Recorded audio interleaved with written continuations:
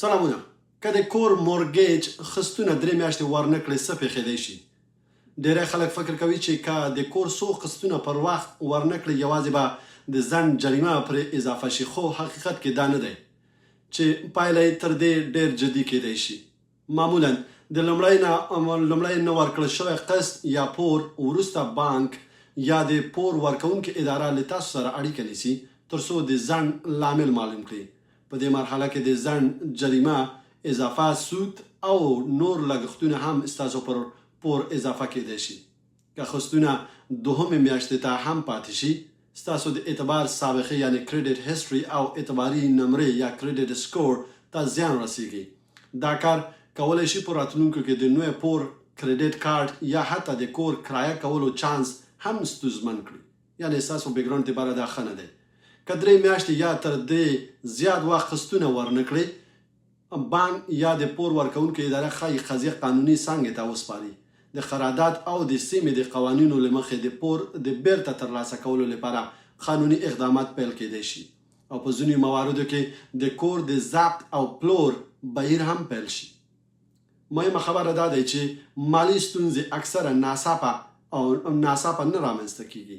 ډېری کورنۍ د بودیجې نشتوالی، د بیړنۍ حالت، د سمپا نه لرل، د کریډټ کارتونه ډېر استعمال او له یوې معاش تر بل معاشه ژوند کول له پامه غورځوي چې دا کار یې د هر ناڅاپي مالي بحران پر وړاندې زیانمنوي.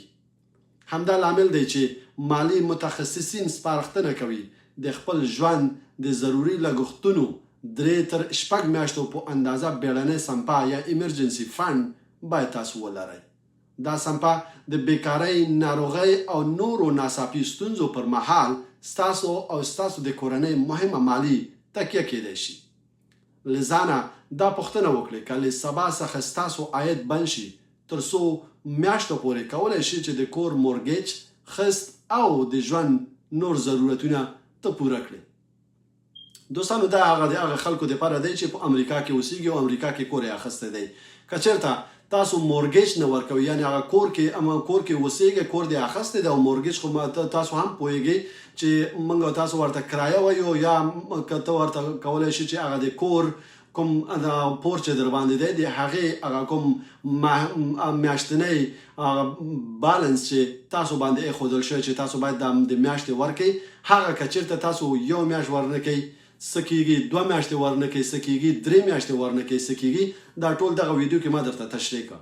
نو اکثرا د دې د مالي متخصصینو دغه سپارښتنه یعنی هدایت دا دی چې تاسو بې له هغې چې تاسو ژوند کوئ، روزمره ژوند کوئ، تاسو باید تر 3 میاشتې یا 6 میاشتې حتی 1 کال پورې، زما په نظر تر 1 کال پورې تاسو باید داسې یو حساب ولرئ، ایمرجنسي فنډ، یا هغه په ضرورت حالت کې د هغې پیسو څخه تاسو استفاده وکړئ. داسې تاسو ژوند مه کوئ چې دغه میاشت تر بله میاشته پورې تاسو ورسیږئ. یعنې دغه معاش داسې معاش باید تاسو حسابوئ ځان سره چې فقط اخر میاشته پورې همغه معاش وشي، نور هېڅ خبره نشته دی. خدای ناخواسته تاسو مریضان کېږئ، خدای ناخواسته ستاسو په فامیل کې یو ایمرجنسي حالت پیدا کېږي، ته نشئ کولی چې کار ته لاړ شئ یا تا ته وخت نه پیدا کېږي چې تاسو کار وکړئ. په دغسې حالاتو کې باید تاسو څه وکړئ؟ ځکه اکثرا په امریکا کې څوک چاته قرض هم نه ورکوي، ځکه وایي چې دلته کاروبار دی شته دی، دلته کاروبار هر چاته فراهم دی، سهولت یې شته دی چې باید هر څوک کاروبار وکړي. خو ستاسو د دننه د کورنۍ مشکلاتو نه بیا څوک څه خبر دی؟ او حتی بانک او همداسې قضایي څانګې تاسو ته خو بیا دا نشي ویلی چې ته مریض وې یا ستاسو فامیل کې څوک مریضانو ته دا مورګیج ونه شو کړی چې ورکړئ. هغې دا باور کوي چې تاسو یې نه ورکوي او یا تاسو د دې وړتیا نه لرئ چې دغه مورګیج تاسو په میاشتو کې موږ ته راکړئ. نو هغې د خاطر هغې کولی شي چې تاسو حقوقي څانګې ته هغې مراجعه وکړي او کور په خرڅلاو کې درته واخلي، یعنې بیرته یې درنه واخلي او خرڅ یې کړي. نو دغه ضروري نقاط دي چې که چېرته تاسو کور اخلئ او که نه اخلئ او که چېرته تاسو په کرایه هم ژوند وکئ، نو دغه پلان باید تاسو مخکې نه ځان سره باید همیشه وساتئ او ویې لرئ. بیا هم ډېره مننه، ژوندي اوسئ.